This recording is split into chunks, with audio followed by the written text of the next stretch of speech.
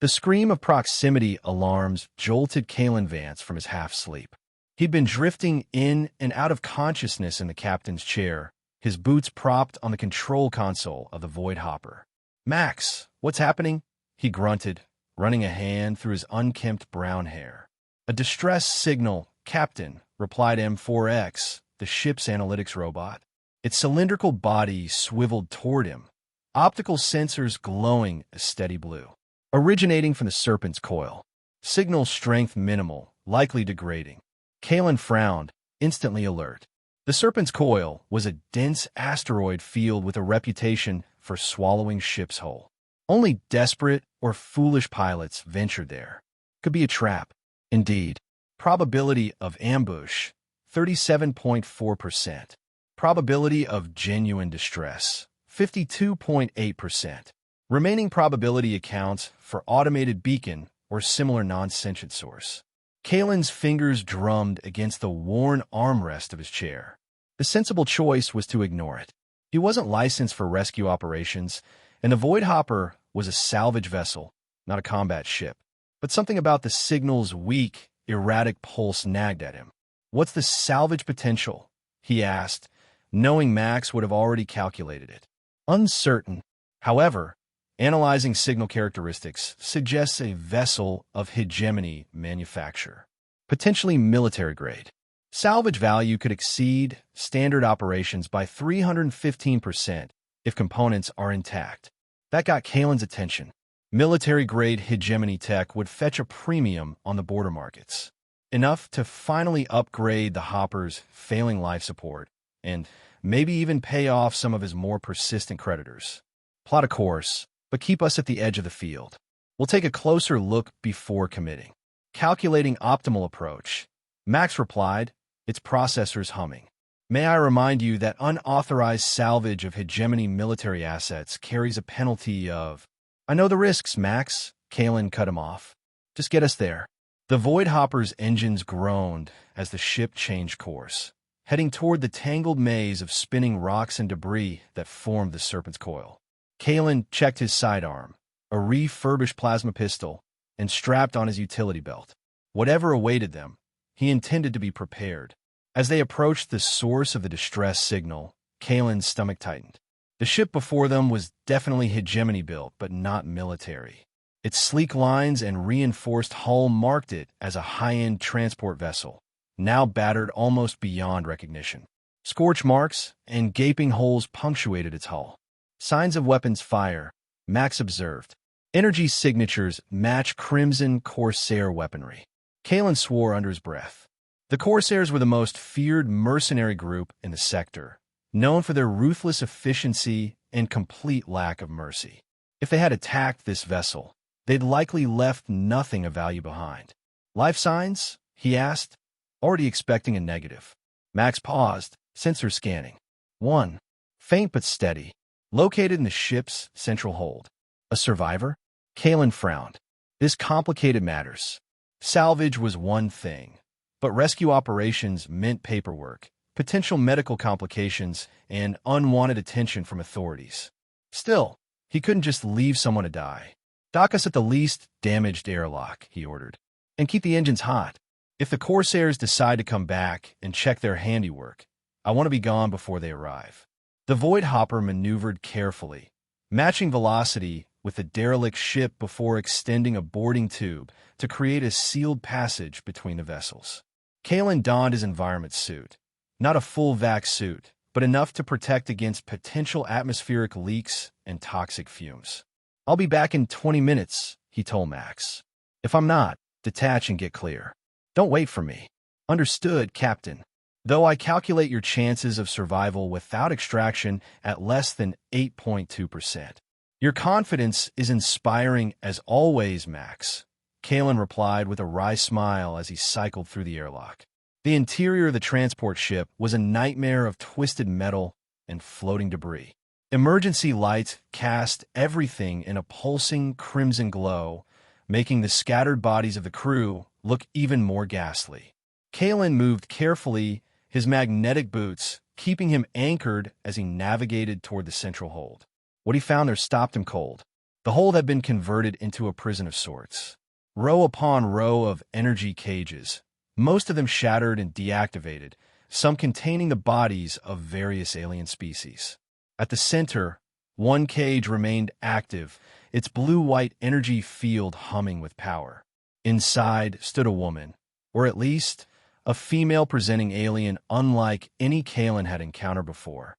Her skin shimmered with an iridescent, pearl-like quality that subtly shifted in color.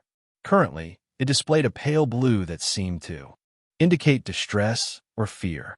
Her eyes were multifaceted, reminiscent of gemstones, reflecting the light in hypnotic patterns. She wore an elegant but torn garment that suggested high status. She noticed him immediately, her posture straightening with a dignity that seemed at odds with her imprisonment. "Are you here to finish what your companion started, Earthman?" she asked, her voice melodious despite the accusatory words, speaking perfect standard with only the slightest accent. "I'm not with the Corsairs," Kalen replied, holstering his weapon to appear less threatening. "I picked up your distress signal. I'm a salvager. A scavenger, then," she said, but without contempt. "Yet you stopped to check for survivors." Kalen shrugged uncomfortably. "Seemed like the decent thing to do. What happened here?" "We were ambushed. This vessel was transporting me and my guards on a diplomatic mission. The Corsairs attacked without warning." Her skin rippled, briefly flashing a deeper blue. "They killed everyone else immediately. They kept me alive for other purposes." Kalen's jaw tightened. The Corsairs were known for trafficking in exotic species, especially those with unique biological traits. Whatever this woman was, she clearly possessed qualities they found valuable. "What's your name?" he asked, moving toward the control panel of her cage. "I am Lyra," she answered, watching him carefully. "Third light bearer of the Xylosian royal house. And you are?" "Kalen Vance, captain of the Void Hopper." He examined the locking mechanism on her cage. "This is advanced tech. Might take me a while to crack." "There is little time," Lyra warned. "The ship's systems are failing, and the Corsairs left behind dead men's switches. They will return if I am not delivered to their rendezvous point within the next cycle." As if to emphasize her point, the ship groaned ominously, and a new alarm began to wail somewhere in the distance. "Max," Kalen activated his comm link. "What's happening?" "The vessel's power core is destabilizing, Captain." Max's voice crackled through his earpiece. "Complete failure imminent. Estimated time to critical overload, 12 minutes. Kalen swore and looked back at the cage controls. No time for finesse then. He pulled a small device from his belt, a universal override tool of questionable legality, and pressed it against the control panel. "This might sting a bit," he warned Lyra as he activated the device. The energy field of the cage flickered violently, sending cascades of sparks across the metal floor. Lyra flinched, but remained standing as the field collapsed entirely. The moment she was free, another alarm sounded, this one different, sharper, more urgent. "What did you do?" Lyra asked, stepping carefully out of the deactivated cage. "Nothing," Kalen replied, his eyes darting around the hold. "Dead man's switch. Can you run?" Lyra nodded, and Kalen grabbed her wrist, pulling her toward the exit. They had barely made it to the corridor when the first explosion rocked the ship, sending them both careening into a wall. "Stay behind me," Kalen ordered, drawing his plasma pistol. They raced through the ship's twisting corridors. Kalen leading the way based on the ship's schematic Max was feeding to his wrist display. Twice they had to detour around collapsed sections, and once Kalen was forced to blast through a security door that had locked down during the ship's death throes. A third explosion, closer this time, sent a wave of superheated air rushing toward them. Kalen shoved Lyra into an alcove, shielding her with his body as debris pelted his back. The heat was intense enough to singe his hair. "We're not going to make it to the airlock," he realized aloud, checking his wrist display. "The route's blocked." "There's an emergency escape pod 2 sections aft," Lyra suggested. "I observed it when they brought me aboard." Kalen nodded grimly. "Worth a shot." They changed direction, moving deeper into the dying ship. The emergency pod was where Lyra had indicated, but as they approached, Kalen's heart sank. The pod's hatch was damaged, stuck partially open. Even if they could force it closed, it would never maintain pressure. Another way, he muttered, scanning the area. His eyes fell on a maintenance hatch. There! The hatch led to a narrow service tunnel that, according to his schematic, ran parallel to the main corridor all the way back to the airlock where the void hopper was docked. It would be tight, but it was their only option. Kalen pried open the hatch and gestured for Lyra to enter. Move as fast as you can. I'll be right behind you. The tunnel was claustrophobic, barely wide enough for them to crawl through. Lyra moved with surprising agility, her lithe form navigating the space more easily than Kalen's broader frame. The ship continued to break apart around them, metal screaming as it twisted and tore. They were 50 meters from the airlock when a final, massive explosion ripped through the vessel. The tunnel buckled, metal panels tearing free. One sliced across Kalen's leg, cutting through his suit and into flesh. He grunted in pain, but kept moving, blood seeping from the wound. Finally, they reached the end of the tunnel.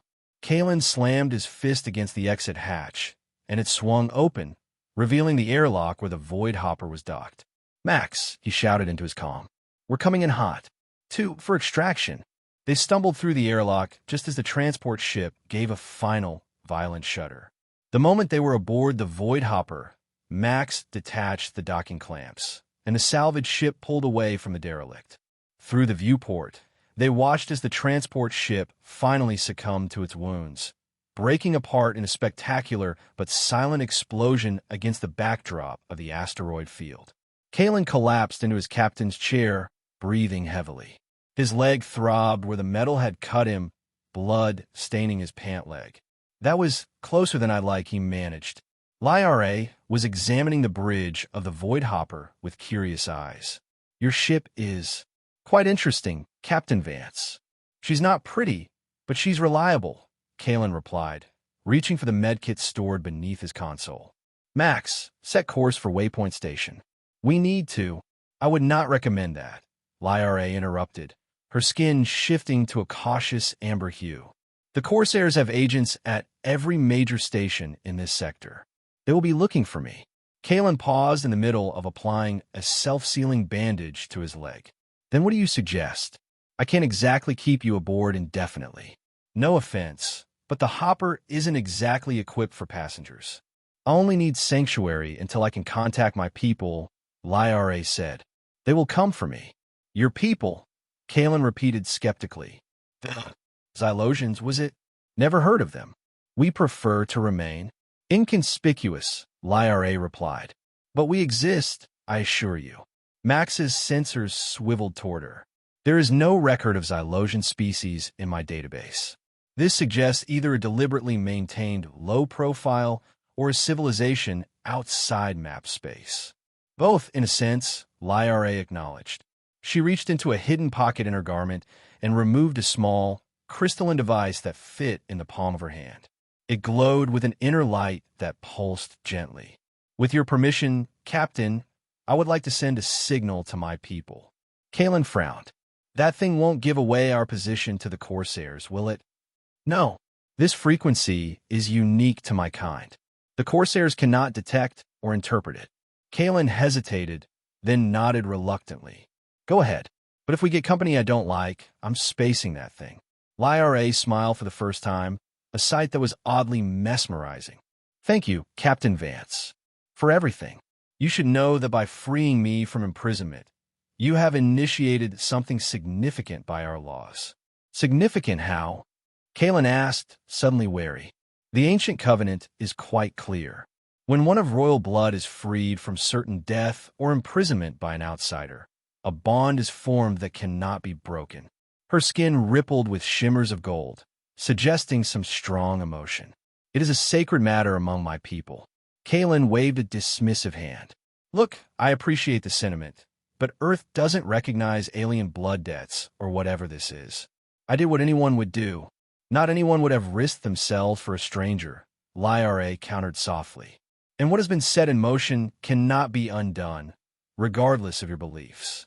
She cupped the crystal device in her hands, and it flared brilliantly, sending out a pulse of energy that momentarily dimmed the lights on the Void Hopper's bridge.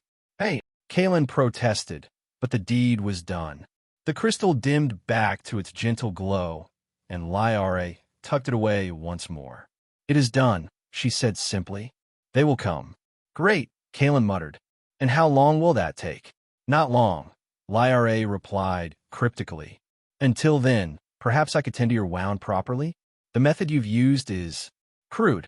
Kalen looked down at his hastily bandaged leg and shrugged. Knock yourself out. Medkit's all yours. While Liara tended to his injury with surprising skill, Kalen instructed Max to take them deeper into the Serpent Coil, using the asteroid field as cover until they could determine their next move. He wasn't thrilled about having an unexpected passenger, especially one who might bring trouble, but he couldn't deny a certain curiosity about her. So, this light-bearer title, he asked as she applied some kind of soothing salve to his wound. What does that mean exactly? Liara's hands paused briefly. It is both a lineage and a function. The light-bearer maintains the energy balance of our homeworld and serves as a conduit for the collective consciousness of our people. It is difficult to explain in standard terms. Try me, Kalen said, wincing slightly as she resumed her ministrations. Imagine if your entire species shared a partial telepathic bond, centered around a single nexus point. That nexus requires a living anchor, the light-bearer. She secured a new bandage over his wound, this one infused with something that immediately numbed the pain. Without a light-bearer, the network destabilizes, causing both physical and psychic damage to our homeworld and people. And you're third in line for this job? I was Liara corrected. The first and second light-bearers were eliminated by the Corsairs. That is why they pursued me so relentlessly. I am now the only one capable of fulfilling the role. Kalen felt a chill at the implication. So, they weren't just after you for trafficking. They want to control your entire species through you. Precisely. Liara's skin darkened to a deep indigo. The Corsairs serve a master with ambitions that extend far beyond mere piracy. They seek control of the energy matrix my kind can access, a power source unlike any other in known space. Before Kalen could respond, Max interrupted. Captain, sensors are detecting multiple vessels entering the area. Configuration unknown. Kalen straightened in his chair, reaching for the weapons controls. Corsairs. Negative. Design parameters do not match any known vessel type. They appear to be organic in nature. A fleet of ships unlike anything Kalen had ever seen materialized around the Void Hopper. They seemed to shimmer into existence rather than dropping from hyperspace, appearing without warning or distortion effects. Their hulls were seamless, pearlescent, reminiscent of Liara's skin, but on a massive scale. Each vessel pulsed with gentle bioluminescence, beautiful but utterly alien. Your people, I presume? Kalen asked, his finger hovering over the weapon's trigger nonetheless. Liara nodded, her skin now glowing with a vibrant, joyful pink. Yes, the royal fleet of Xylosis. They don't look very armed, Kalen observed, noting the absence of visible weapons arrays or defense systems. Appearances can be deceiving, Captain, Liara replied with a hint of amusement. Our ships are far more capable than they appear. The communications array chimed, indicating an incoming transmission. Max looked to Kalen, who nodded permission to accept it. A holographic image materialized on the bridge, an elderly Xylosian female, her skin a dignified silver white, her eyes containing depths that seemed to look through Kalen rather than at him. Her attire was elaborate, suggesting significant status. Grandmother, Liara said, bowing her head respectfully. Liara, child of my heart. The elder Xylosian's voice carried both relief and authority. We feared the worst when your escort ship failed to make the rendezvous. I would have perished if not for Captain Vance. Liar, a gesture toward Kalen. He freed me from the Corsair's cage at great personal risk. The elder's multifaceted eyes shifted to regard Kalen with penetrating intensity. You have our gratitude, Earthman, I am Matriarch Elara, first mother of the House of Eternal Light. She performed a formal gesture with her hands. You have preserved the final light-bearer of our generation. This debt cannot be quantified. Kaylin shifted uncomfortably under her gaze. Just did what needed doing, ma'am. No debt necessary. Elara's expression remained grave. But there is Captain Vance. By the ancient covenant of our people, you have bound yourself to us through your actions. The rescue of royal blood from certain death activates obligations that cannot be dismissed. Kaylin shot Lyra an accusatory glance. Yeah, she mentioned something about that. With all due respect, Matriarch, I don't follow your customs. I'm happy to deliver Lyra to your care, and we can call it even. It is not so simple, Elara replied. The covenant is not merely custom, but cosmic law for our kind. It has been activated, and now you must accept the responsibility that comes with it. What responsibility? Kaylin asked, a sense of foreboding growing in his gut. The salvation of one royal life binds you to the protection of all. Our people are scattered, hunted by the corsairs across a dozen systems. Elara's image flickered slightly. You must take responsibility for all of us, Earthman, or face the judgment of the covenant. Kaylin stared at her, dumbfounded. You want me to, what, babysit your entire species? I'm one man with one ship. Not alone, Elara clarified. With us. Together, we must gather our scattered people and protect them from those who would use our abilities for destruction. And if I refuse? Elara's expression grew solemn. Then the judgment falls upon you. The energy bond formed when you freed Lyra would collapse, creating a psychic backlash that would destroy your mind. And hers. Kaylin looked to Lyra in disbelief. Is she serious? Lyra's skin had paled to a muted gray. The covenant does not permit half measures, Captain. When you broke my bonds, our fates became intertwined. I did not choose this, nor I suspect did you. But it is done. Kaylin ran a hand through his hair in frustration. This is insane. Max, can you verify any of this? I have insufficient data to confirm or deny Xylosian metaphysical claims, Max replied. However, I am detecting unusual energy readings emanating from both Lyra and yourself since her rescue. There appears to be some form of quantum entanglement at the cellular level.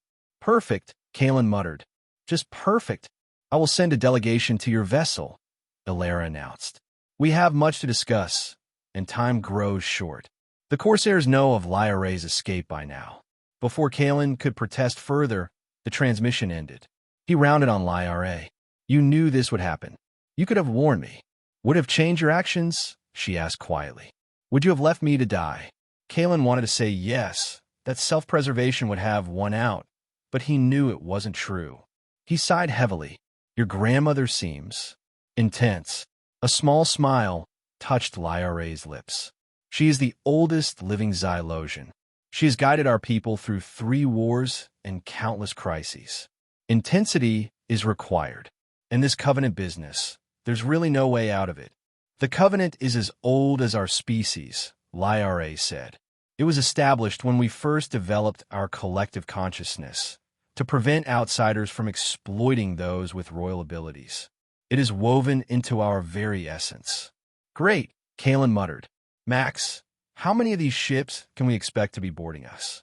Sensors indicate a small shuttle has detached from the largest vessel, Max reported. Estimated capacity, 6 humanoids. At least there's that small mercy, Kaylin said, rising from his chair with a wince as weight fell on his injured leg. Let's go meet our guests. The Xylosian delegation consisted of Matriarch Elara herself, 2 royal guards with skin that shimmered with militant red undertones, a younger male Xylosian introduced as Tarek, Lyra's brother, and an older Xylosian with deep green skin who was presented as Mentor Soren, keeper of the Covenant's lore. The Void Hopper's common area, never designed to host diplomatic meetings, suddenly felt claustrophobically small. Max hovered in the corner, recording everything with his sensors while Kaylin tried to maintain some semblance of dignity as the reluctant host. Your vessel is Compact, Ilera observed, looking around the cluttered space. It's a salvage ship, not a cruise liner, Kalen replied defensively. Look, can we cut to the chase? What exactly do you expect from me? Ilera settled herself on one of the worn acceleration couches, her movements graceful despite her apparent age. The Crimson Corsairs have been hunting our people systematically for the past solar cycle. They seek what we call the Crystal Heart, the physical manifestation of our collective consciousness. With it, they could harness energy beyond anything in known space. And what's that got to do with me? The Crystal Heart can only be fully activated by a light bearer, Liar, Ilera continued. Our homeworld has been blockaded. Our people are scattered, hiding. The Corsairs seek to capture all Xylosians with royal blood to force Liar's cooperation. Tarek, whose skin shimmered with anxious yellow patterns, spoke up. There are approximately 300 of us with royal lineage still free. If the Corsairs capture even a few, they will use them as leverage against Liar. So again, Kalen pressed. What do you want from me? Your ship is unknown to them, Mentor Soren explained, his voice deep and resonant. It could move through space without drawing attention. You could help us gather our scattered people, bring them to safety. And where exactly would this safety be? The Void Hopper can barely support a crew of 2, let alone hundreds of refugees. We have ships, Ilera said, but they're distinctive, easily identified. What we need is someone who can move freely, locate our people, and coordinate their extraction. Kalen paced the small area, his mind racing. This is insane. I'm a salvager, not a rescue specialist, and certainly not a revolutionary. Yet you saved me. Liara pointed out quietly from where she stood beside her grandmother. Without hesitation, that was different. One person, one ship. The principle is the same, Ilera said. Only the scale has changed. Max chose this moment to interject. Captain, if I may, my analysis suggests that resistance to the Covenant's effects could indeed result in neurological damage, as claimed. The energy signature I'm detecting between yourself and Liara is growing stronger, not weaker. Kalen shot his robot a betrayed look. Not helping, Max. I calculate our chances of successful evasion from this many Xylosian vessels at less than 3.7%. Max continued implacably. Additionally, the strategic value of allying with a species possessing their apparent technological capabilities cannot be discounted. Traitor, Kalen muttered, but there was no real venom in it. He knew when he was cornered. Fine, I'll help coordinate some extractions. But I work alone, well with Max. I'm not taking a ship full of aliens.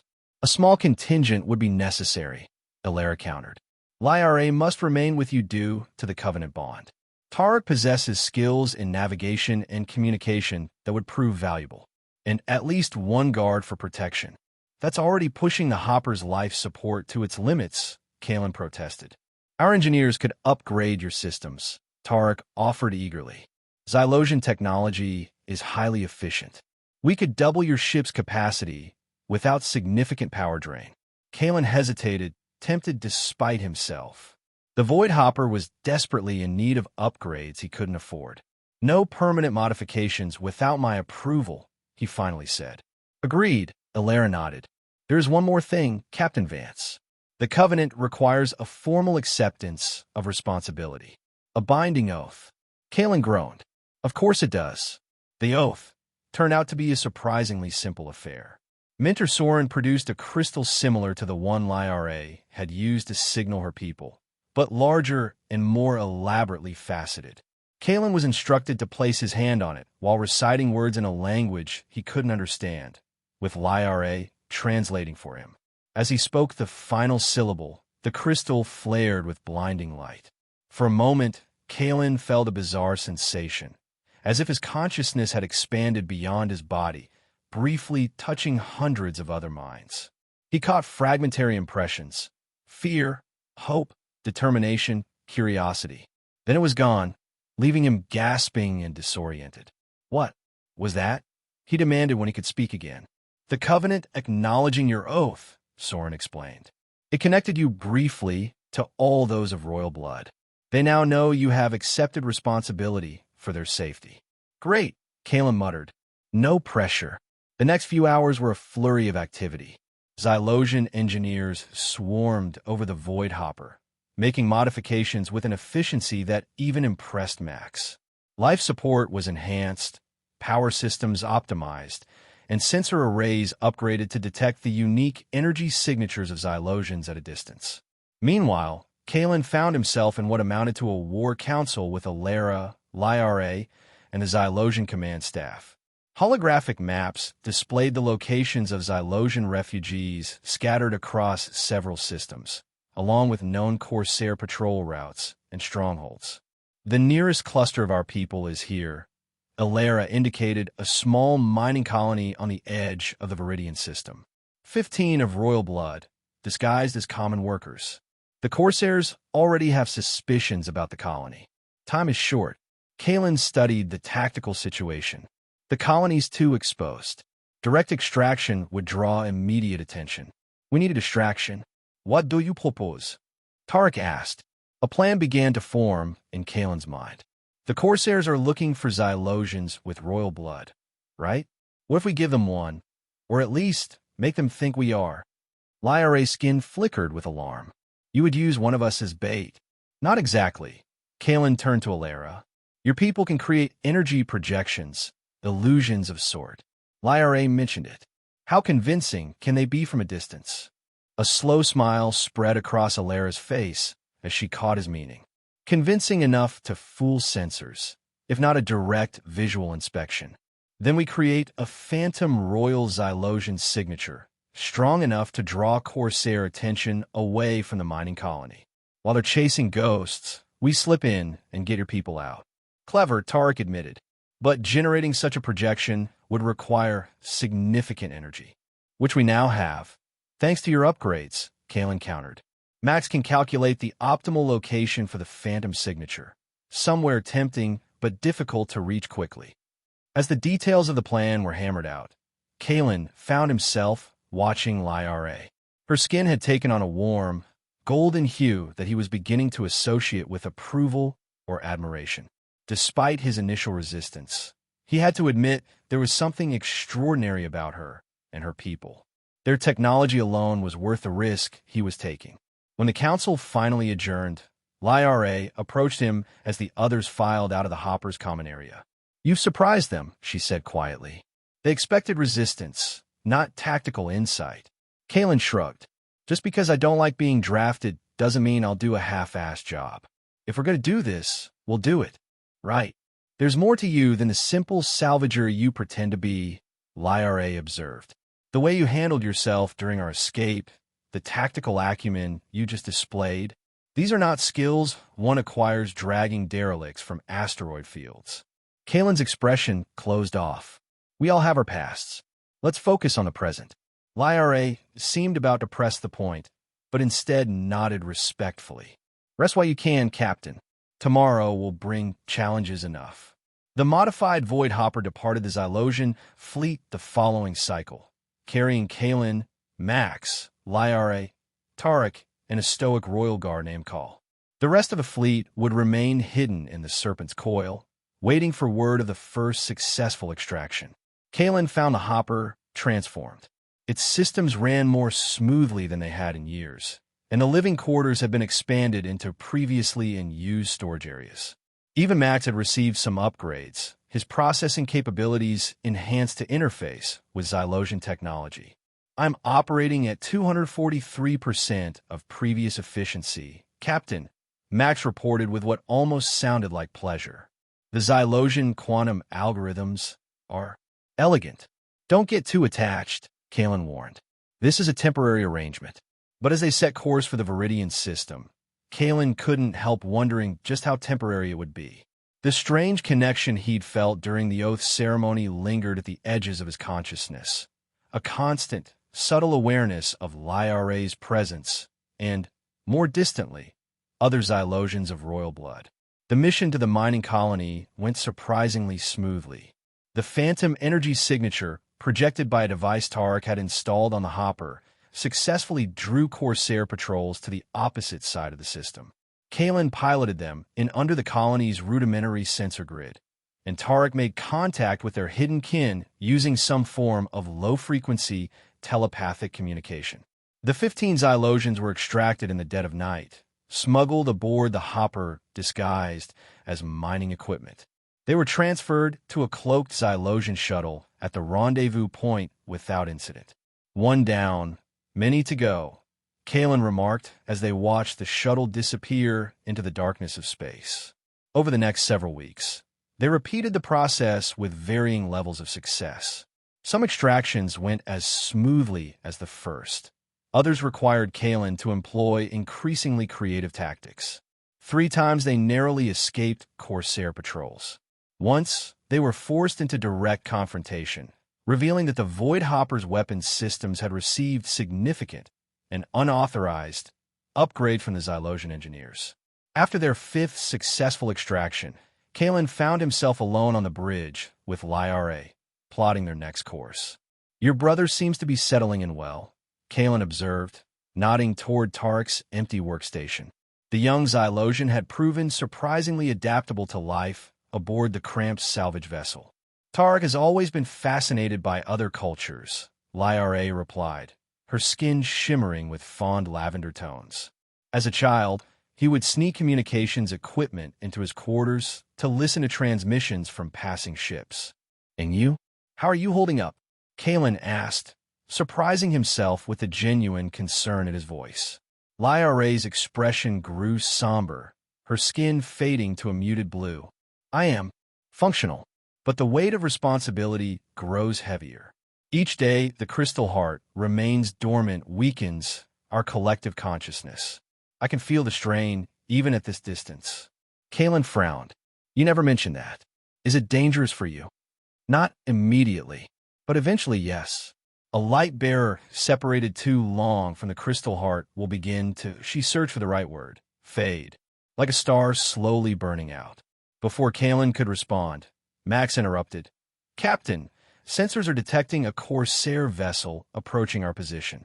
Stealth systems engaged, but they appear to be following a search pattern that will intersect our course within 17 minutes. "Evasive maneuvers," Kalen ordered, sliding into the pilot's seat. "Tarek," he called over the ship's intercom, "I need that Phantom signature deployed, bearing 227 Mark 43. "Deploying now, Captain," Tarek's voice replied promptly. The Void Hopper banked sharply, its enhanced engines responding with newfound agility. But as they turned, a second alert sounded. "Additional Corsair vessels detected," Max reported. 3. No, 5 ships emerging from hyperspace. "This appears to be a coordinated search grid. They're adapting to our tactics," Kalen muttered. "Call battle stations." The Royal Guard moved to the weapons console without a word, his crimson-tinged skin the only indication of his readiness for combat. "We cannot engage 5 Corsair vessels directly," Lyra warned. "Don't plan to," Kalen replied, his fingers flying over the navigation controls. "Max, plot a micro-jump. I want to skip right over their search grid and come out behind them." Such a precise jump in this gravitational environment carries significant risks, Max cautioned. "Just do it." While Max calculated the jump parameters, Kalen executed a series of random maneuvers to throw off the approaching Corsairs. The Void Hopper shuddered under the strain of the rapid course changes. "Jump coordinates ready," Max announced. "But Captain, I must advise." "Execute now," Kalen ordered. The stars blurred as the Void Hopper entered hyperspace for the briefest of moments before re-emerging precisely where Kalen had intended, directly behind the Corsair search formation. "Deploy countermeasures and run silent," Kalen instructed. "Let them keep searching the area we just left." For several tense minutes, they watched as the Corsair vessels continued their search pattern, unaware that their quarry now lurked behind them. Finally, the enemy ships regrouped and jumped to hyperspace, presumably to extend their search to another sector. The tension on the bridge eased, but Kalen remained alert. That was too close and too coordinated. They're not just searching randomly anymore. They must have a way of tracking us, Lyra agreed. "But how?" "The Xylosian modifications to your ship," should mask our energy signature. A troubling thought occurred to Kalen. Unless what they're tracking isn't the ship. He turned to Lyra. You said you can sense other Xylosians because of some kind of energy network. Could the Corsairs have found a way to detect that same network? Lyra's skin paled. It's possible, if they captured one of our scientists or engineers. Yes, they might have developed a way to detect the subtle energy exchanges between those of royal blood. Which means every extraction we complete actually makes us more detectable, Kalen realized. The more royals we gather, the stronger the network signal becomes. A concerning hypothesis, Max interjected, and consistent with the increasing frequency of Corsair encounters following each successful extraction. Kalen ran a hand through his hair in frustration. We need to change tactics. No more small extractions. We're just painting a bigger target on ourselves. We need to go for the source. What do you mean? Tarek asked, having returned to the bridge during the crisis. I mean, we need to retake your homeworld, Kalen said, his voice grim with determination. End the blockade. Get all of you back where you belong, with this crystal heart thing intact. Tarek stared at him in disbelief. The entire Corsair fleet guards Xylosis. It would be suicide to attack directly. Who said anything about attacking? Kalen replied with a hint of a roguish smile. I'm a salvager, remember? I'm thinking more along the lines of a creative repossession. The idea was audacious, borderline insane, but as Kalen outlined it, even Tarek had to admit it might just work. They would need intelligence, resources, and perfect timing. But above all, they would need to know precisely what they were up against. We need someone on the inside, Kalen concluded. Someone who can tell us exactly what the Corsairs have done to your homeworld, where they're vulnerable. Impossible, Call spoke for the first time. No Xylosian could infiltrate the Corsairs. Our energy signature would betray us instantly. Then it can't be a Xylosian, Kalen said. It has to be me. Lyra's skin flashed with alarm. Absolutely not. The risk is too great. If they discovered who you are, they won't, Kalen insisted. I'll pose as a mercenary looking for work. The Corsairs are always recruiting muscle. I can get inside, gather the intelligence we need, and get out before they suspect anything. It's too dangerous, Lyra repeated, her skin now pulsing with a deep, worried purple. We don't have a choice, Kalen argued. We're running out of time and options. Every day we delay puts more of your people at risk, including you. He glanced meaningfully at Lyra, remembering her mention of fading away from the crystal heart. Captain, Max intervened, the probability of successful infiltration and extraction under these conditions is approximately 22.3%. Better odds than I usually get, Kalen quipped, though his casual tone couldn't quite hide his apprehension. A heavy silence fell over the bridge as everyone considered the proposal. Finally, Lyra spoke. If you are determined to do this, then I have a suggestion that may improve your chances. She approached Kalen and held out her hand. There is an aspect of the covenant bond we have not yet explored. A connection that might allow me to guide you, even when physically separated. Kalen regarded her outstretched hand warily. What kind of connection are we talking about? A deeper linking of our consciousness, Lyra explained. It would allow me to see through your eyes, to whisper guidance directly to your mind. You would remain in complete control, but I could offer immediate assistance if you encountered something unexpected. You want to be in my head? Kalen took a step back. I don't think so. The connection would be limited to what you choose to share, Lyra assured him. It is not mind control, merely enhanced communication. It has been done before, Tarek added. During the Third Resonance War, Xylosian scouts sometimes bonded with allied species. It proved highly effective. Kalen paced the small bridge, weighing his options. He didn't like the idea of someone else in his thoughts, but he had to admit it would be tactically advantageous. Fine, he finally agreed. But we establish clear boundaries. You see what I choose to show you? Nothing more. And if I say you're out, you're out. No arguments. Agreed, Lyra nodded solemnly. The deepening of the covenant bond required preparation. while Max set course for a remote asteroid belt where they could safely hide the Void Hopper during Kalen's infiltration mission. Lyra and Tara transformed one of the storage compartments into a meditation chamber. Strange crystalline structures were arranged in geometric patterns, and the lighting was adjusted to emit a specific frequency that Lyra claimed would facilitate the bonding process. Kalen watched these preparations with growing unease. Despite weeks of working alongside the Xylosians, their abilities and technology still struck him as suspiciously like magic at times. "You're sure this won't, I don't know, merge our personalities or something?" he asked as Lyra arranged the final crystal. She looked up at him, her gemstone eyes reflecting the ambient light. "The process preserves individual identity completely. Think of it as creating a secure communication channel, nothing more." "Right," Kalen muttered, unconvinced. "And no side effects? Nothing you're forgetting to mention?" Lyra hesitated just long enough to be noticeable. "There may be increased emotional resonance. Feelings tend to transmit more readily than thoughts. It is a temporary effect." "Great," Kalen sighed. "Just what I need, mood swings that aren't even mine."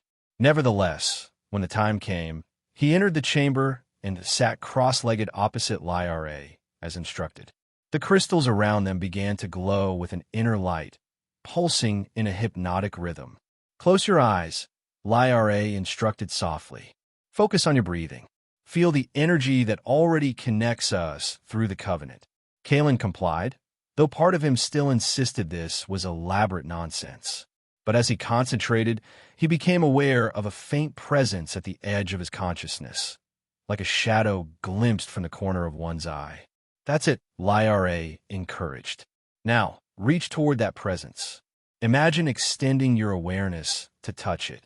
Kalen focused his thoughts, picturing his consciousness stretching out like a hand reaching through darkness. For several long moments, nothing happened. Then, suddenly, contact. The sensation was overwhelming. A flood of impressions, memories, and emotions washed over him. He saw glimpses of Xylosis, crystal spires rising above forests of luminescent vegetation, vast chambers where hundreds of Xylosians communed in silent harmony.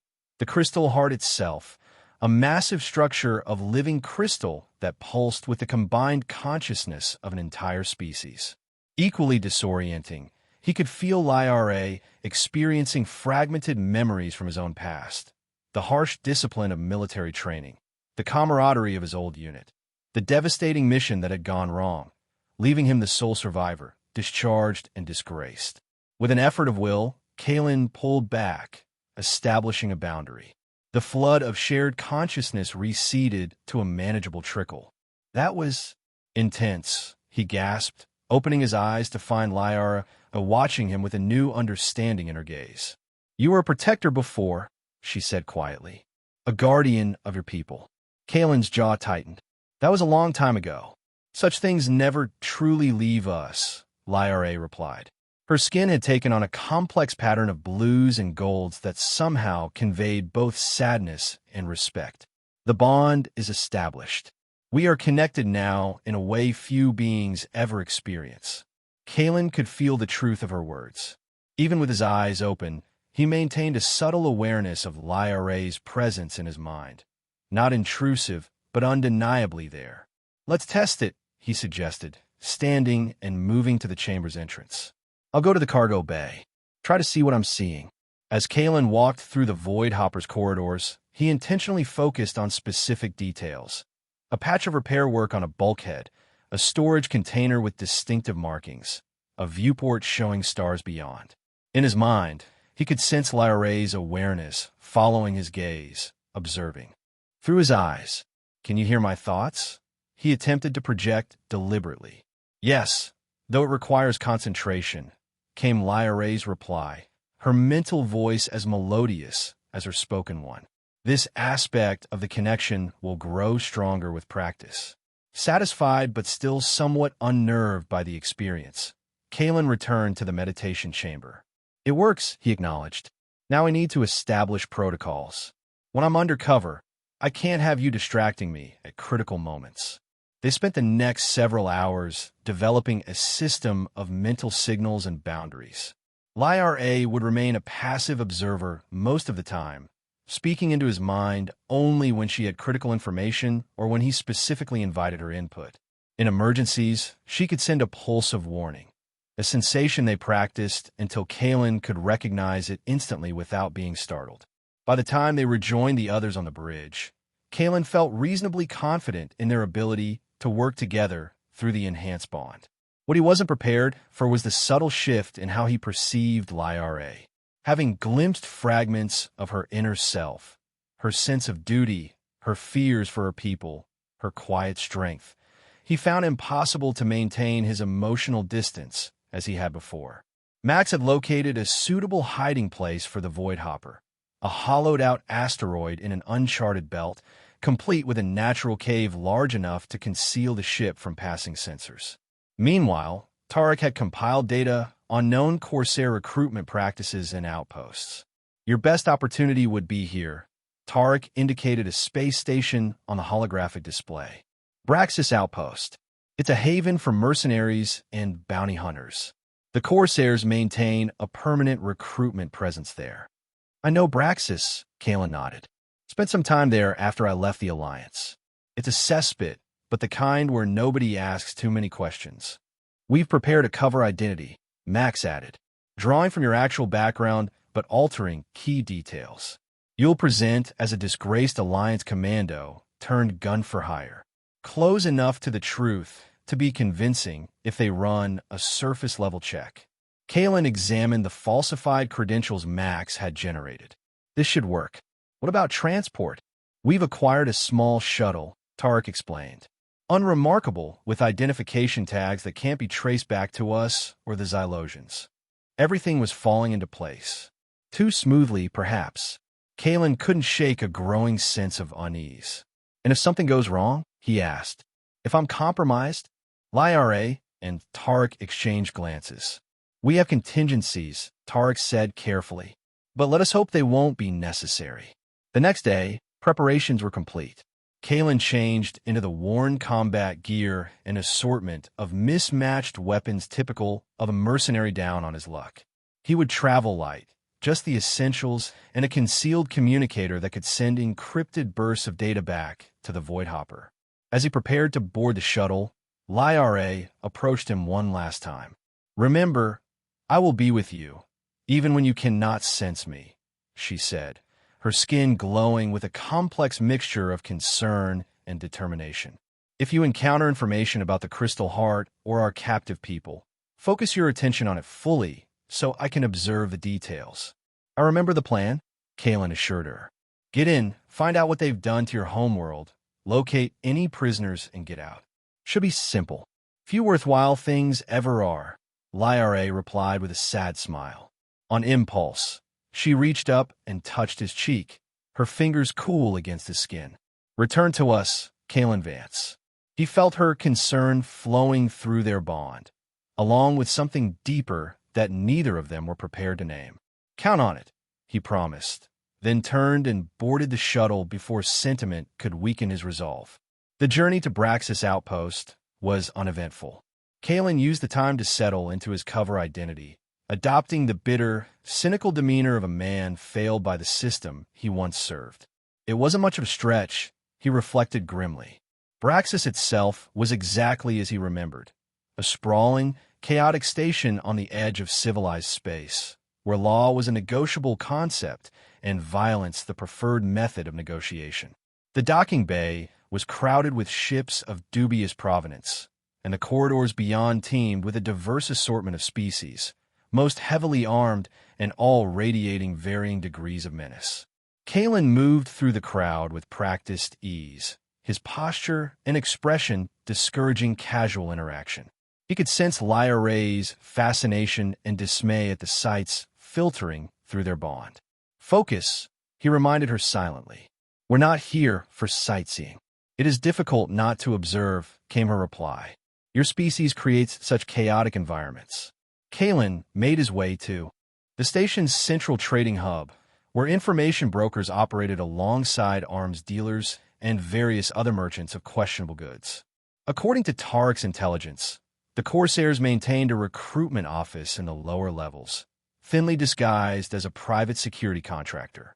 As he navigated the crowded marketplace, Kalen kept his senses alert for any sign he was being watched.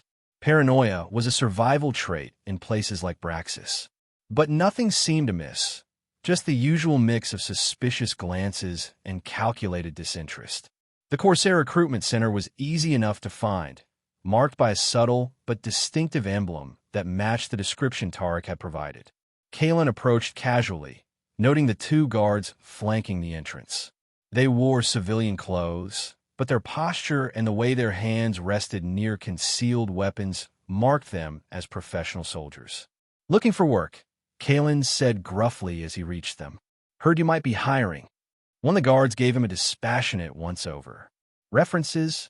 Kalen handed over a data chip containing his falsified credentials and a fabricated work history that included several operations that would appeal to the Corsairs. Escort duty for questionable cargo, security for mining operations in disputed territory, and a stint as an enforcer for a mid-level crime syndicate. The guard inserted the chip into a portable scanner, reviewed the information, then nodded to his companion. "Wait inside. Recruitment officer will see you when he's ready." The interior of the recruitment center was Spartan but well-organized, with several uncomfortable-looking benches occupied by a handful of other hopeful mercenaries. Kalen took a seat, positioning himself with his back to a wall and a clear view of all entrances. "They're scanning you," Lyra's voice whispered in his mind. Subtle energy fields, likely searching for hidden weapons or communication devices. Kalen had expected as much and had prepared accordingly. The encrypted communicator was designed to mimic a standard medical implant, virtually undetectable without a specific type of scanner. After a half-hour wait, deliberately prolonged, Kalen suspected to observe how potential recruits handled boredom and uncertainty. He was called into an inner office. The recruitment officer was a surprise. A woman, perhaps in her early 40s, with short-cropped gray hair and the hard eyes of someone who had seen too much violence to be impressed by it anymore. "Kalen Vance," she read from her display. "Former Alliance Commando. Dishonorably discharged after the Proxima Colony incident." She looked up, her expression unreadable. That was ugly business. Kalen's jaw tightened. Even knowing this was part of his cover story, the reference to a tragedy similar to his actual past stung. Ancient history.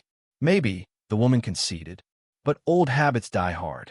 Alliance training is thorough, especially for special operations. She leaned back in her chair. "I'm Commander Reeves. I handle specialist recruitment for our organization." "So, I've heard," Kalen replied neutrally. "Why us?" Reeves asked bluntly. "There are safer employers. Better paying ones too, depending on your skill set." "I go where the work is," Kalen said with a calculated shrug. "Word is you're expanding operations. Need experienced personnel. I qualify." Reeves studied him for a long moment, then tapped something on her console. "We may have a position that suits your background. Specialized security detail. High risk, high reward. Details, not until you're vetted. Fully."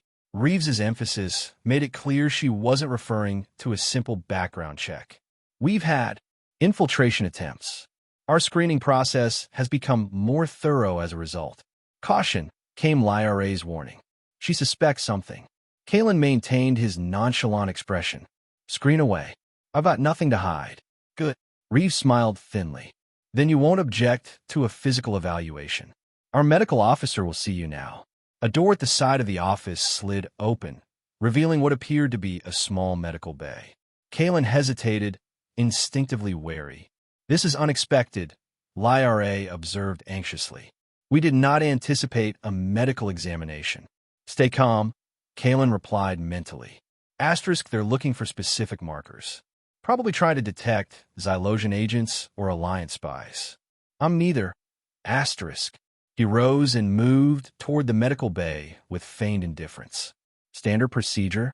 "For valuable positions," Reeves confirmed. "Nothing invasive. Just making sure you are who and what you claim to be."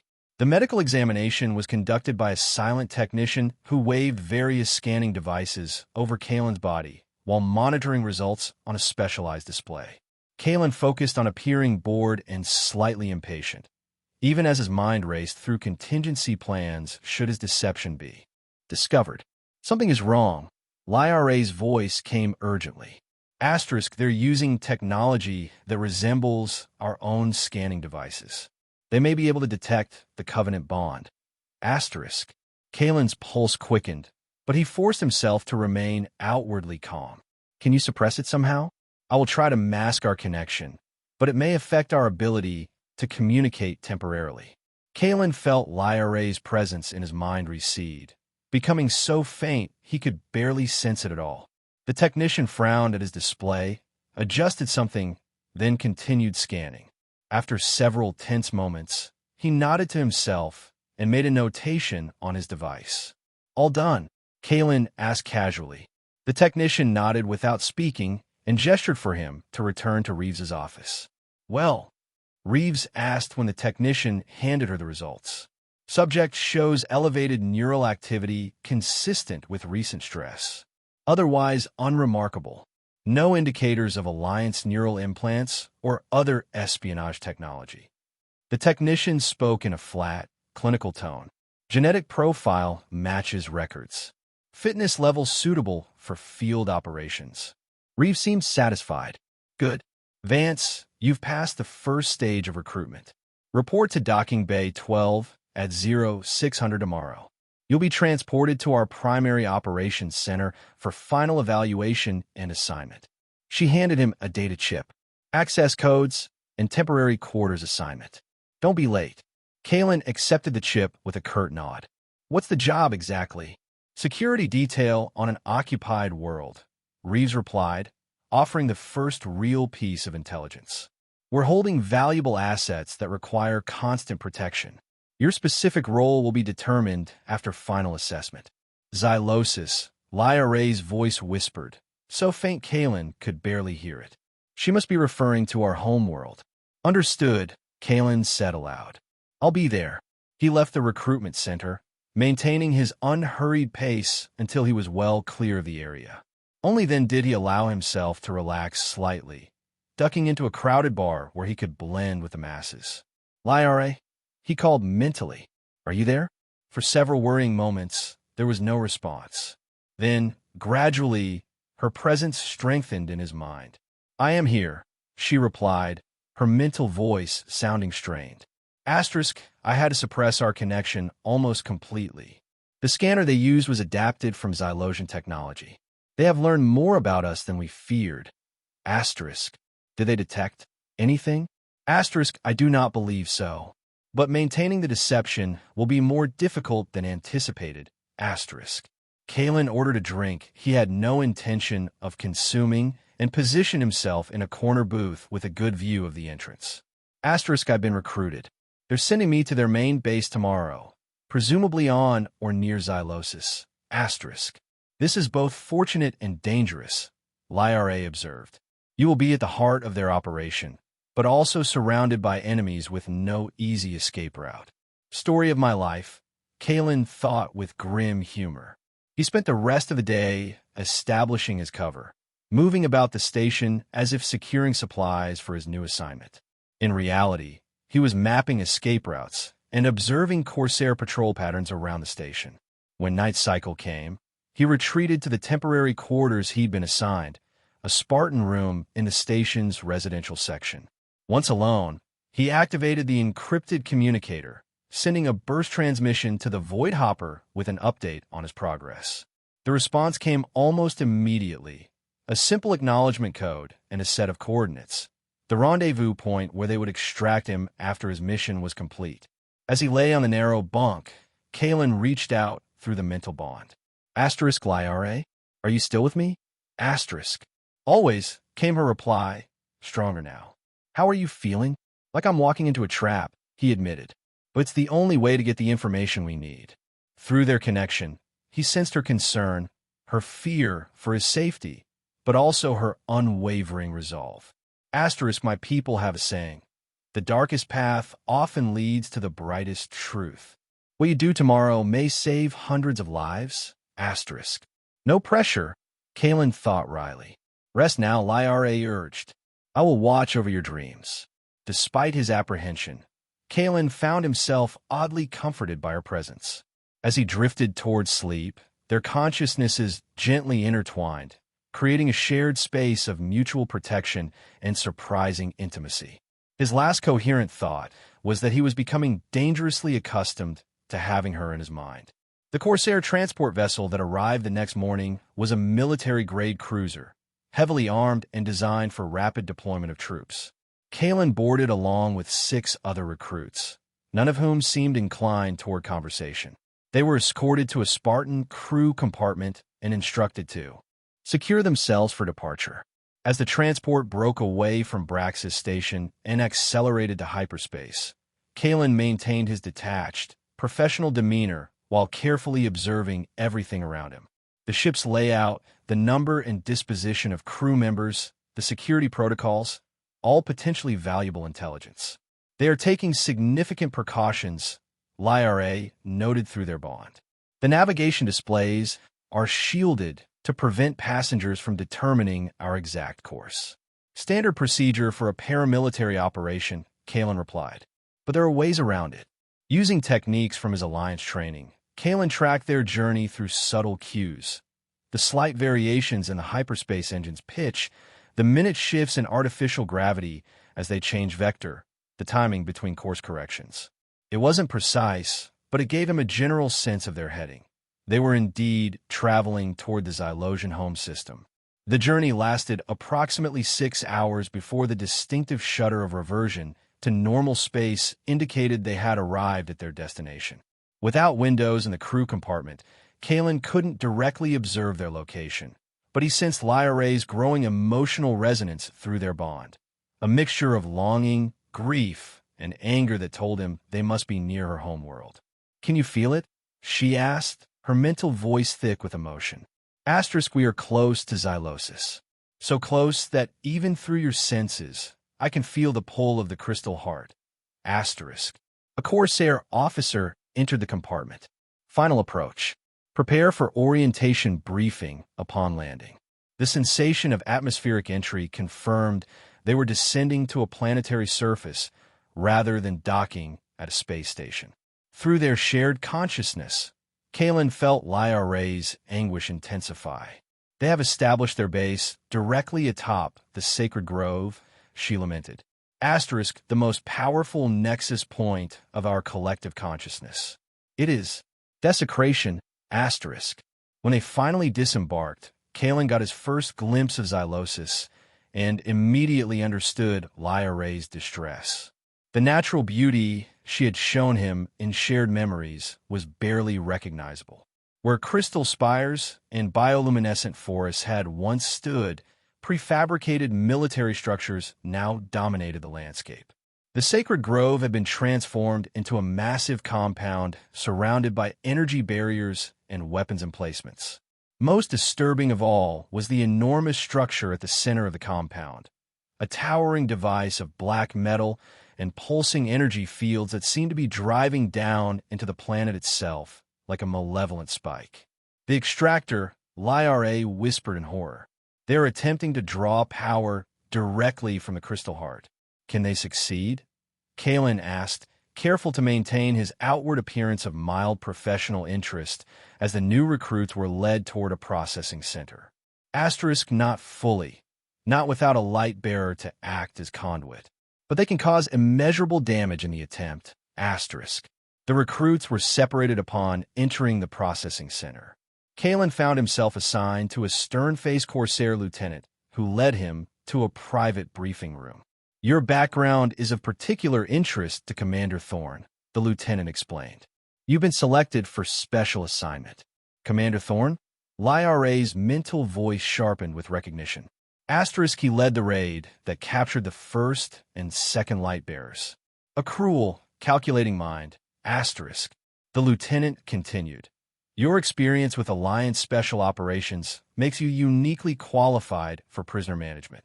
We have certain high-value assets that require specialized handling. Kalen kept his expression neutral, even as excitement surged through him. This was exactly the kind of assignment they had hoped for. one that would give him access to captured Xylosians.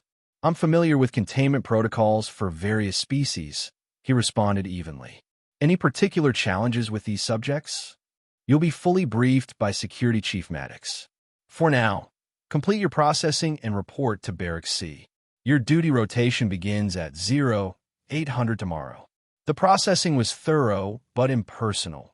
Issuance of standard gear, biometric registration in the base's security system, assignment of limited access credentials that would expand as he proved his reliability. By the time Kalen reached his assigned barracks, he had compiled a substantial mental map of the facility's layout. The prisoner sections appeared to be in the northwest quadrant, while the extractor and what he assumed was the Crystal Heart were in the central dome.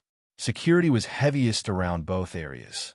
That night, lying on his bunk, surrounded by other off-duty Corsair personnel, Kalen established a stronger connection with LIRA. I've been assigned to prisoner detail, he informed her. Astra's starting tomorrow. I should be able to locate any captured Xylosians, including royal bloodlines, if they're here. Asterisk. Be careful, LIRA cautioned. Asterisk, if Thorn is involved directly, the security will be extreme. He is methodical and paranoid. The most dangerous combination. Asterisk. I'll maintain cover, Kalen assured her. Asterisk, what about the extractor? Can you sense how much damage it's causing? Asterisk. LIRA's mental presence dimmed with concern. Asterisk, it is significant. The Crystal Heart is being drained, but it resists. Without a light bearer to fully unlock its potential, they can only access a fraction of its power, but even that fraction is immense. They appear to be using it to power advanced weapon systems. Asterisk. That matches what I've observed, Kalen confirmed. The compound is being fortified with energy weapons far beyond standard Corsair technology. They continued sharing observations and formulating plans until late into the night. Their mental connection had strengthened considerably since its inception, allowing increasingly nuanced communication. Kalen found he could now share not just visual impressions, but tactile sensations, sounds, even scents with surprising fidelity. More disconcerting was the growing emotional resonance between them. He could feel LIRA's homesickness, her worry for her captive people, her determination to restore what had been taken, all intermingled with his own emotions in ways that sometimes made it difficult to distinguish between them. His first day on prisoner detail proved both informative and disturbing. Security Chief Maddox was a hulking brute of a man with a surgically enhanced right arm and a reputation for handling prisoner uprisings with extreme prejudice. These aliens aren't like other species we've dealt with, Maddox explained as he led Kalen through security checkpoints toward the detention area. They can communicate without speaking. They can manipulate energy fields. And the ones with royal blood, they're the worst. Keep your mind focused when you're around them. Some guards swear they can get inside your head. If only he knew. LIRA commented dryly in Kalen's mind. The detention area was a circular chamber divided into individual cells, each surrounded by a shimmering energy field similar to the one that had imprisoned LIRA on the transport ship. Inside each cell was a single Xylosian, their skin dulled to a sickly gray, their movements lethargic. Suppression fields, Maddox explained, gesturing to the control panel, disrupts their ability to connect with each other or manipulate energy. Keeps them docile. Kalen felt LIRA's anguish through their bond as she observed the imprisoned Xylosians through his eyes. Asterisk, my people, they're suffering. Being cut off from the collective consciousness is like slowly suffocating for us. Asterisk. How many prisoners total? Kalen asked, keeping his voice professional. 43 in this section. All confirmed royal bloodline. Maddox checked his datapad. Another 100 or so common Xylosians in the labor camps. They're being used to help extract resources from the outer regions. And the royals? What's their purpose? Maddox shrugged. Above my pay grade. Commander Thorne has some project involving them and the big crystal thing under the central dome. All I know is we need to keep them alive but compliant. As they toured the facility, Kalen carefully noted security protocols, guard rotations, and potential weaknesses. The detention center was formidable but not impenetrable. With proper planning and inside help, a rescue might be possible. Most importantly, he confirmed that while the captured Xylosians were being used to amplify the extractor's power, none of them possessed the full abilities of a light-bearer. Lyra truly was the last one capable of fully activating the crystal heart. "They're using my people as conduits," Lyra observed bitterly. Each one connected to the extractor increases its efficiency, but the process drains their life force. They cannot survive this treatment indefinitely. After completing the tour, Kalen was assigned his first guard shift, monitoring a section of 6 cells containing what Maddox referred to as high-priority subjects. As soon as the security chief departed, Kalen took the opportunity to study these prisoners more closely. Their cells were marked with additional security measures, and unlike the listless captives in other sections, these Xylosians maintained a quiet dignity despite their circumstances. Through Lyra's consciousness, Kalen recognized members of the Royal Council, elders whose guidance would be crucial for rebuilding after liberation. "Can I sense you through me?" Kalen asked Lyra. "No," she replied sadly. The suppression fields prevent it. They are completely isolated. Over the next 3 days, Kalen established himself as a competent but unremarkable guard, following orders efficiently while gathering intelligence at every opportunity. During off-duty hours, he explored parts of the compound his clearance allowed, gradually building a comprehensive picture of the Corsair operation. The extractor, he learned, was the personal project of Commander Thorne, a device designed to harness the Crystal Heart's energy for weapons development. The Corsairs had discovered the unique properties of Xylosian energy during a routine raid and had recognized its military potential immediately.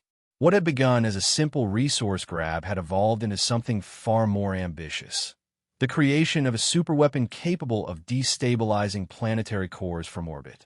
On his 4th day, a breakthrough came in the form of an unexpected promotion. His background in Alliance Special Operations had impressed Maddox enough to grant him additional security clearance and responsibility, including escort duty for prisoners being transported to the extractor for energy harvesting. This new role gave Kalen his first glimpse of the central dome and the Crystal Heart itself. The sight struck him with awe even through the clinical detachment he maintained for his cover. A massive crystalline structure rose from the planet's core, its faceted surface refracting light in hypnotic patterns. Around it, the Corsairs had built their extractor, a grotesque mechanical parasite feeding on the heart's power through conduits attached to captive Xylosians. "It's even worse than I feared," Lyra whispered, her mental voice thick with emotion. The heart is fracturing under the strain. If this continues much longer, it will shatter completely. "What happens then?" Kalen asked, maintaining his impassive expression as he supervised the connection of the struggling prisoner to an extractor conduit. Catastrophic destabilization. The collective consciousness that binds our people would collapse. Those of royal blood would die immediately. The rest would change, become something less than themselves. And Xylosis itself would begin to die. That night, Kalen sent another encrypted burst transmission to the Void Hopper, this one containing detailed intelligence on the compound's layout, security systems, prisoner locations, and the extractor's vulnerabilities. The situation was dire, but not hopeless. With precise coordination and the element of surprise, a strike team could disable the extractor and free enough prisoners to turn the tide. "We need to move quickly," he told Lyra as they planned. "Based on what I've seen, the Crystal Heart can't withstand more than another week of this treatment." "Agreed," Lyra replied. But there is a complication. You've observed the outer defenses. They're formidable. A direct assault would result in significant casualties, even with the advantage of surprise. What are you suggesting? The heart itself can be our greatest ally. If I could establish direct contact, even briefly, I could use its power to disrupt the Corsair systems from within. Kalen immediately understood the implication. "You want me to bring you here?" "It is the only way," Lyra insisted. As the last light bearer, I alone can communicate with a heart at full capacity. Through our bond, I can guide you to connect me remotely, but the effect would be limited. For what we need, I must be physically present. Asterisk. It was reckless, dangerous, possibly suicidal. But as Kalen considered the alternatives, he had to admit it might be their only viable option. The rendezvous is scheduled for 3 days from now, it reminded her. If we change plans, we need to inform the others. Send the coordinates of a secondary landing zone, away from the main compound, Lyra suggested. I will come with Tarek and Call, while the main fleet creates a diversion in orbit. The plan took shape between them, refined through their shared consciousness until every detail was accounted for. It would require precise timing and no small amount of luck, but it offered their best chance of success. The next day brought an unexpected complication. As Kalen reported for his shift, he was summoned to Commander Thorne's office, a stark, utilitarian space dominated by a large display showing real-time data from the extractor. Thorne himself was a surprise. Rather than the brutish military figure Kalen had expected, he found a slender, soft-spoken man with piercing eyes and a scholar's demeanor. More scientist than soldier. Vance, Thorne acknowledged without looking up from his console. Your performance has been noted. Chief Maddox speaks highly of your efficiency. Thank you, sir, Kalen replied neutrally, standing at attention. I have a special assignment for you, Thorne continued, finally looking up.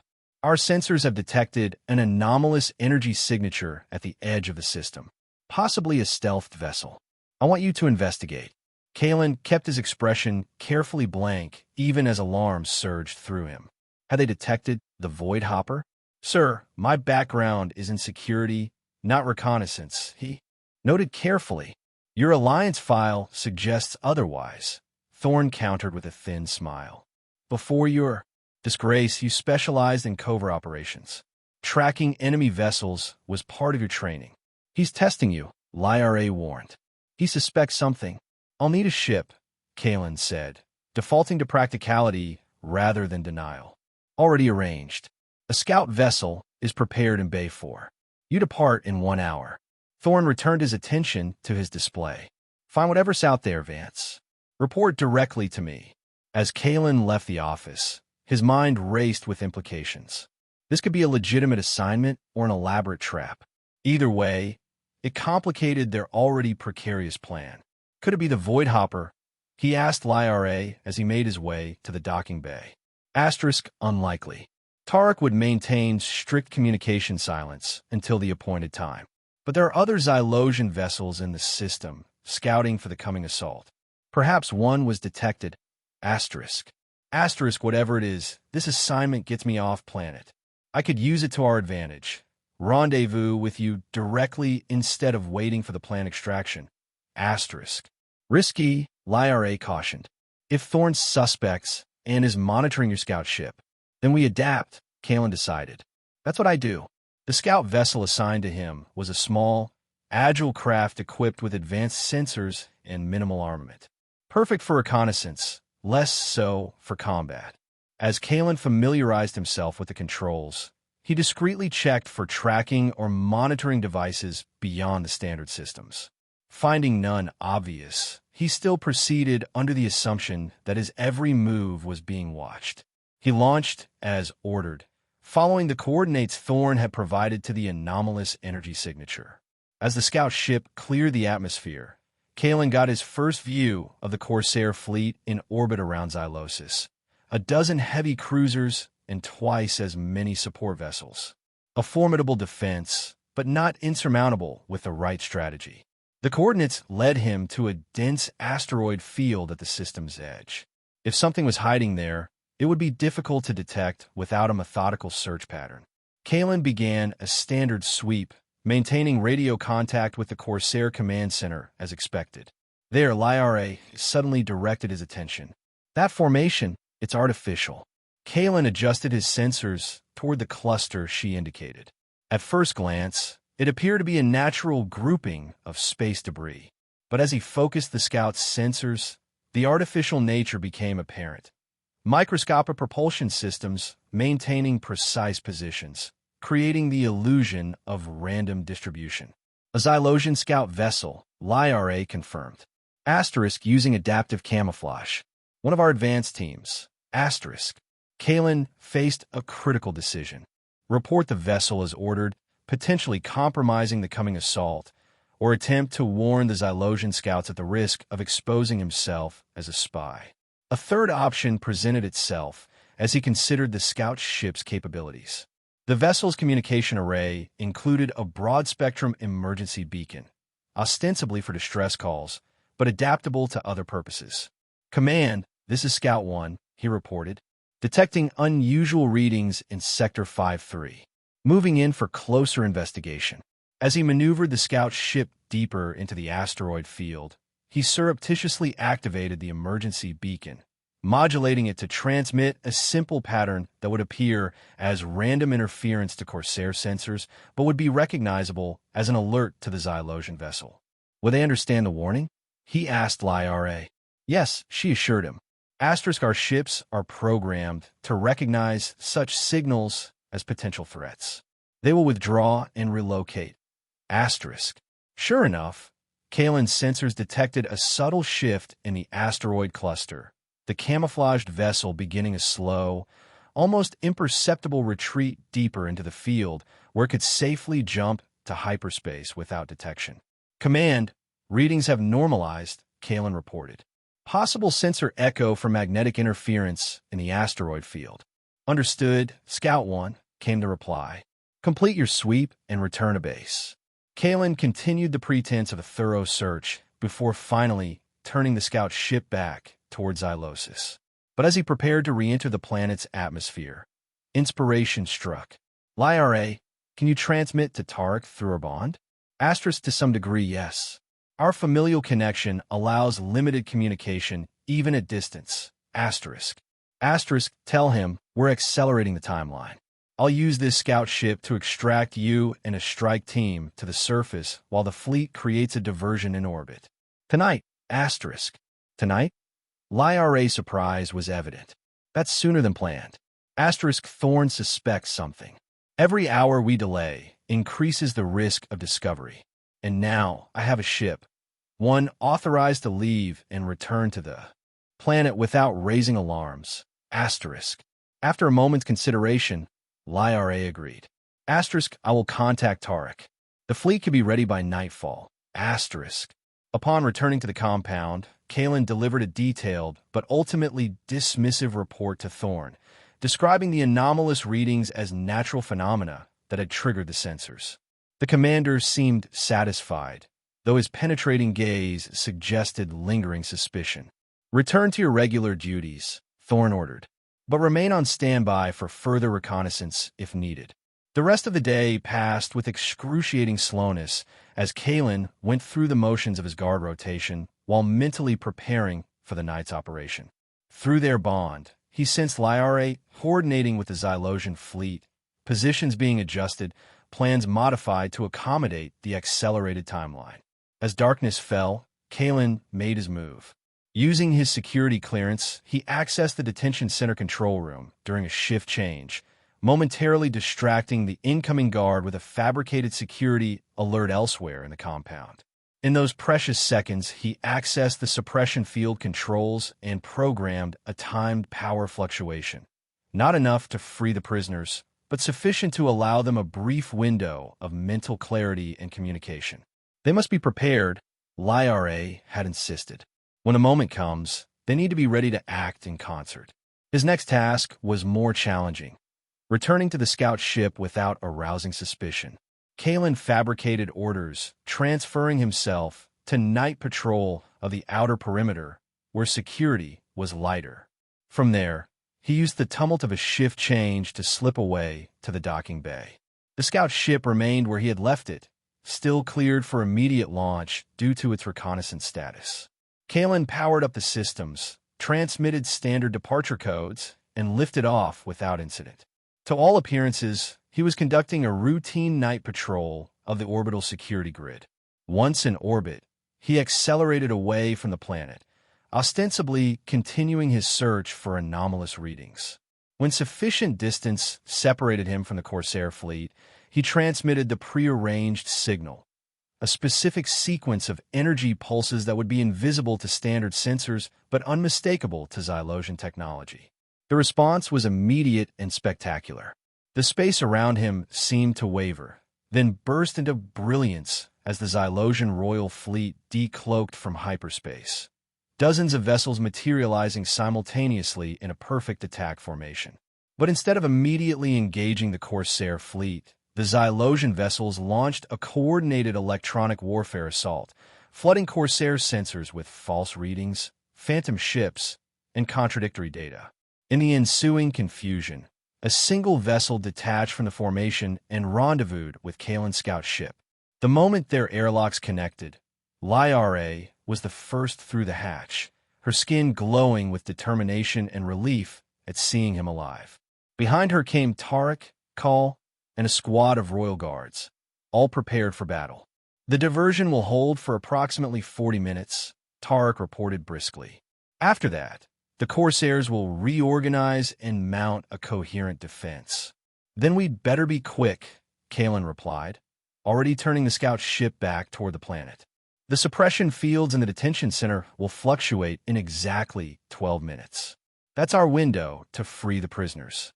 The return to Xylosis was tense, but uneventful. The chaos in orbit had disrupted normal security protocols, allowing them to approach the compound without challenge. Landing at an auxiliary pad used for supply deliveries, they disembarked swiftly, Lyra and the Xylosians concealing themselves with personal stealth fields while Kalen moved openly, using his security credentials to bypass checkpoints. Their first target was the detention center. Timing was critical. They needed to reach the control room precisely as the program fluctuation occurred. Kalen led the way, using his knowledge of guard rotations to avoid patrols. They reached the control room with seconds to spare. As the suppression fields began to fluctuate, Kalen subdued the duty officer with a quick, silent takedown. Tarek immediately took his place at the controls, amplifying the fluctuation into a complete shutdown of the suppression system.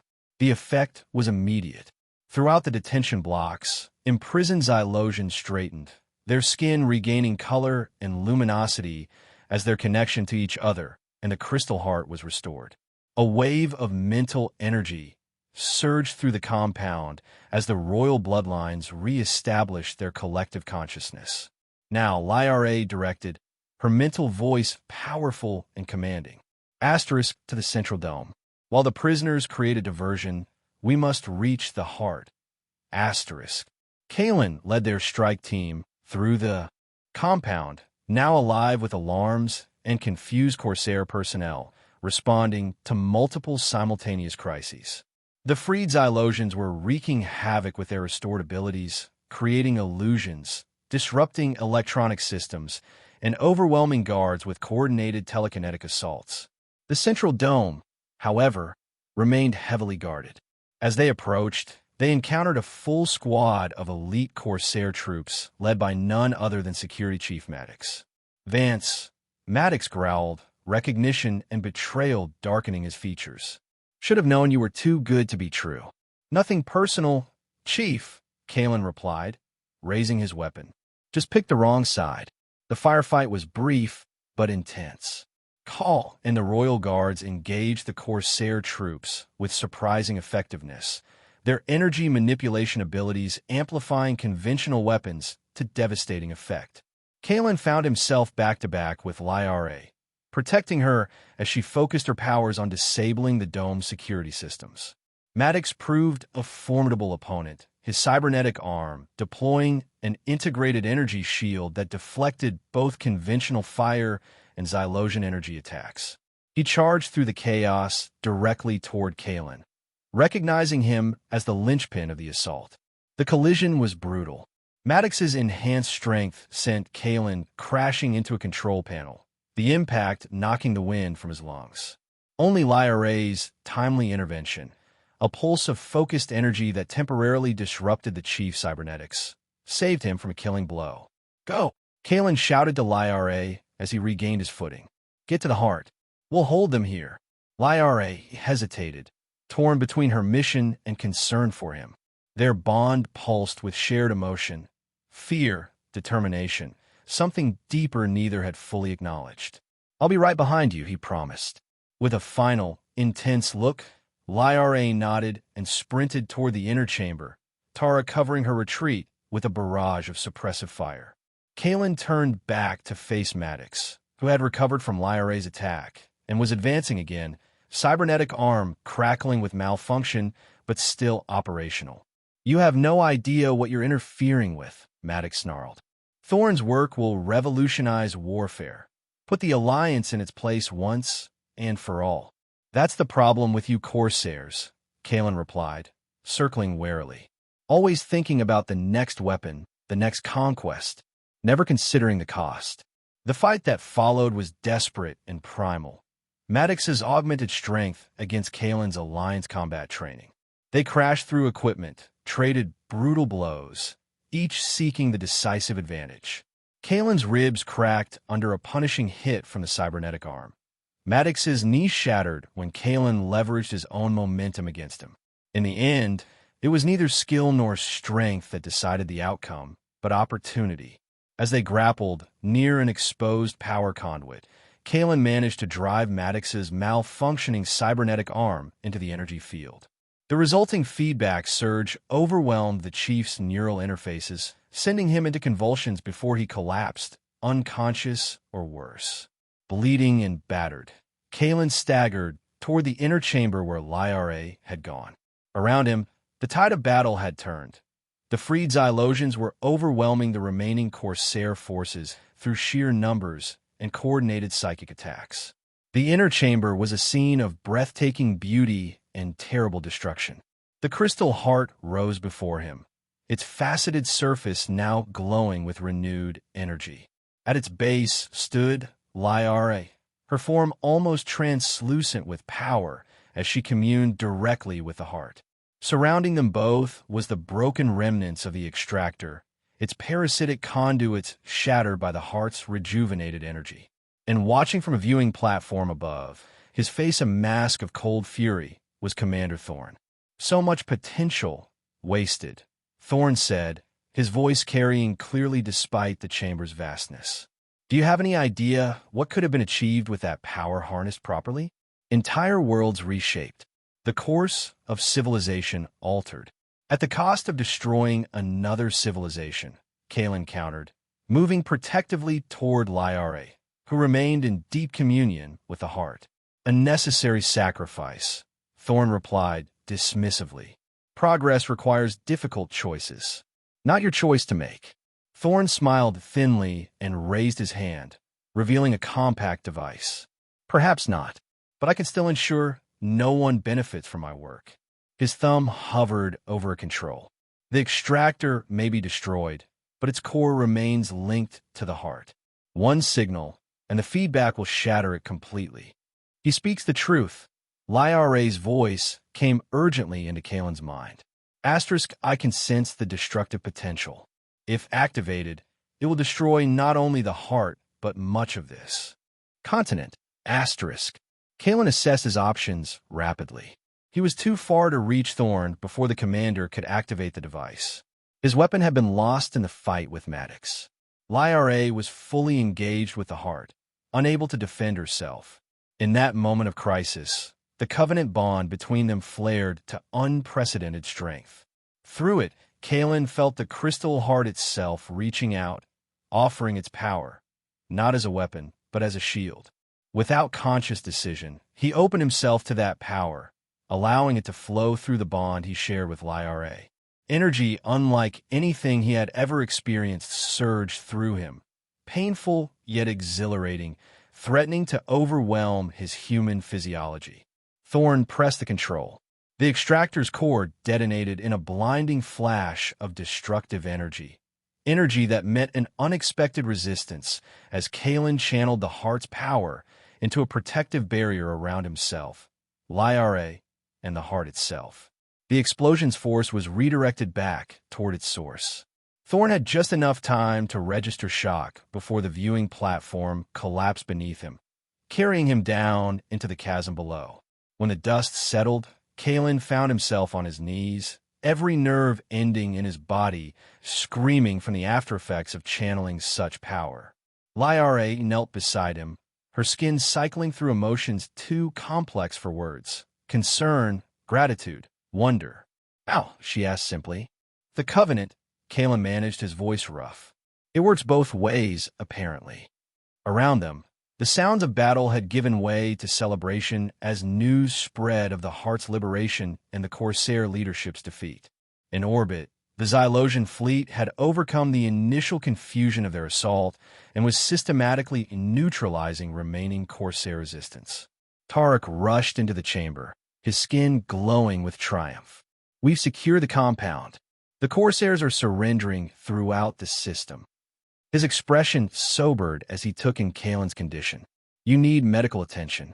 "I'm fine," Kalen insisted, attempting to stand and immediately regretting it as his legs buckled. "You are not fine," Lyra countered, supporting him with surprising strength. "You channeled the Heart's energy through human physiology. It's a miracle you survived." "Always at a thick skull," Kalen joked weakly. Together, they made their way out of the central dome and into the Xylosian compound, now transformed by the presence of hundreds of liberated prisoners. The air hummed with the psychic energy of a people reconnecting, rebuilding their collective consciousness after prolonged isolation.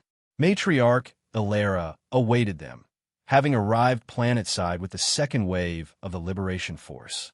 Her ancient eyes took in Kalen's condition with knowing concern. "The Covenant has been fulfilled," she declared formally. "And then some. You have gone beyond mere obligation, Kalen Vance. You have become something unprecedented, a human who has communed directly with the Heart." "Not by choice," Kalen replied, still leaning heavily on Lyra for support. "It was that or watch everything get vaporized. Nevertheless, it changes things." Ilera's gaze was penetrating. "The bond you share with my granddaughter has evolved beyond anything in our historical records. It can never be fully severed now."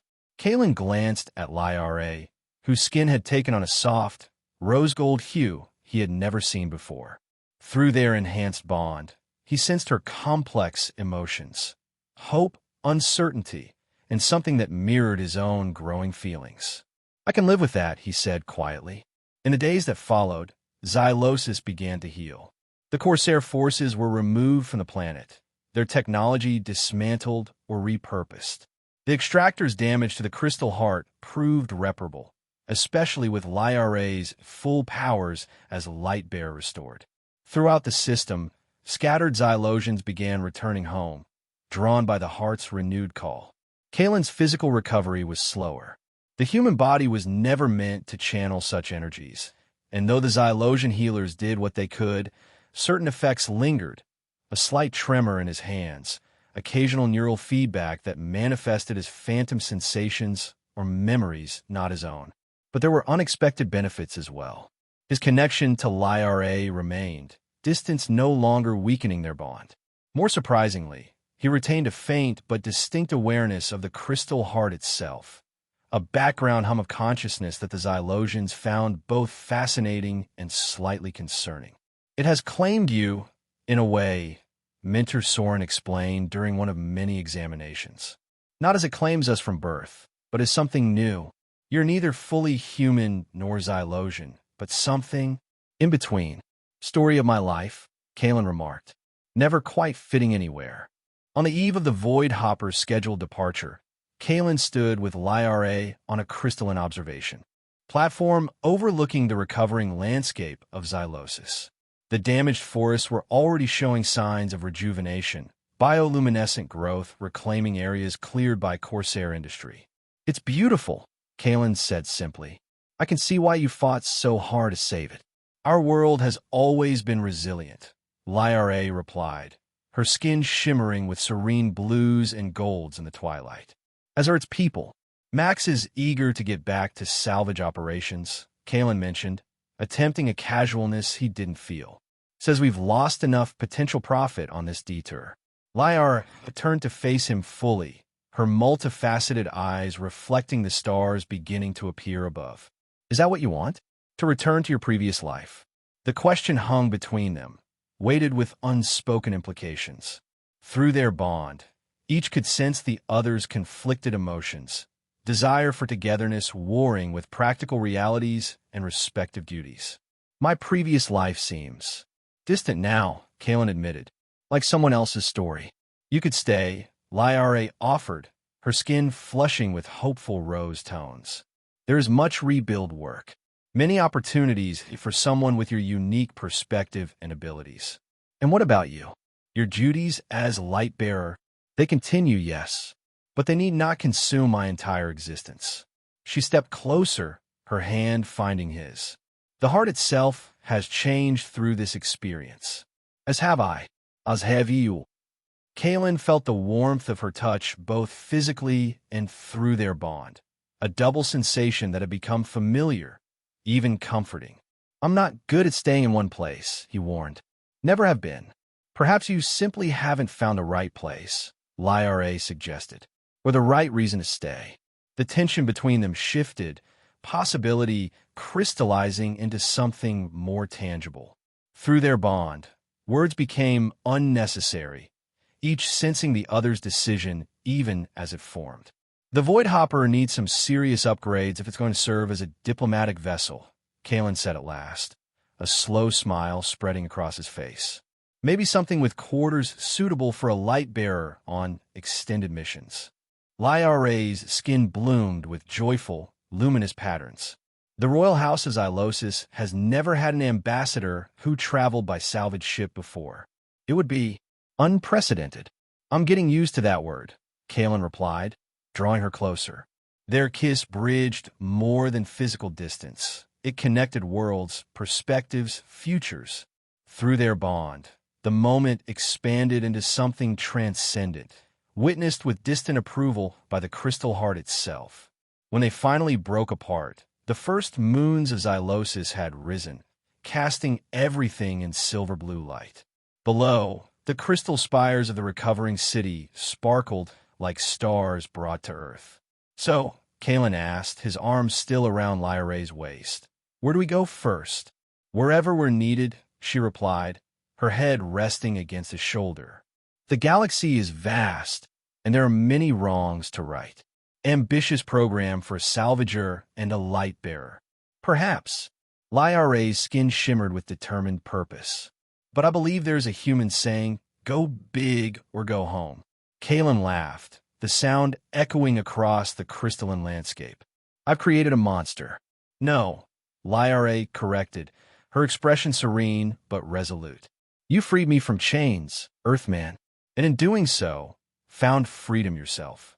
Together, they watched the stars emerge above their shared world, the future unfolding before them like a universe of endless possibility. On the bridge of the Void Hopper, newly refitted and upgraded beyond recognition, Max observed his captain and the Lightbearer plotting their course through the galactic regions where Corsair influence remained strong.